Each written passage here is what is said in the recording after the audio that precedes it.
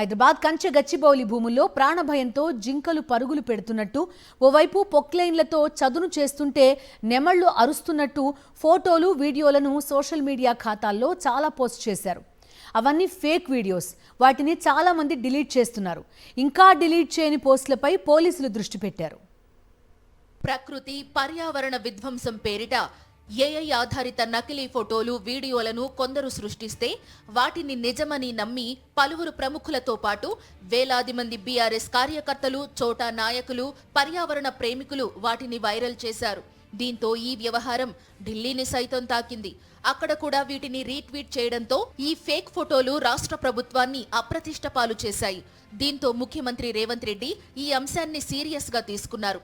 ఉన్నతాధికారులతో సమావేశమై ఫేక్ ఫోటోలు, వీడియోలను సృష్టించిన వారితో పాటు వాటిని ప్రచారం చేసిన వారిపై చర్యలు తీసుకోవాలని ఆదేశించారు. దీంతో రాష్ట్రంలోని వివిధ జిల్లాలు, కమిషనరేట్లతో పాటు సైబర్ సెక్యూరిటీ బ్యూరో అధికారులు రంగంలోకి దిగారు.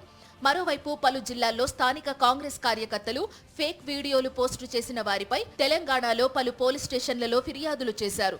దీంతో రాష్ట్ర వ్యాప్తంగా ఇందుకు సంబంధించి పెద్ద సంఖ్యలో కేసులు నమోదయ్యాయి. ఫేక్ వీడియోలను ఎవరు తయారు చేశారన్న విషయంలో ఇప్పటికే సైబర్ క్రైమ్ పోలీసులు ఒక ఖచ్చితమైన అవగాహనకు వచ్చినట్లు తెలుస్తోంది. బీఆర్ఎస్ వర్కింగ్ ప్రెసిడెంట్ కేటీఆర్ తో పాటు ఆ పార్టీ సోషల్ మీడియా బాధ్యతలు చూస్తున్న మన్నె క్రిషాంక్, కొణతం దిలీప్ తదితరులకు పోలీసులు నోటీసులు ఇచ్చి విచారణకు పిలిచారు.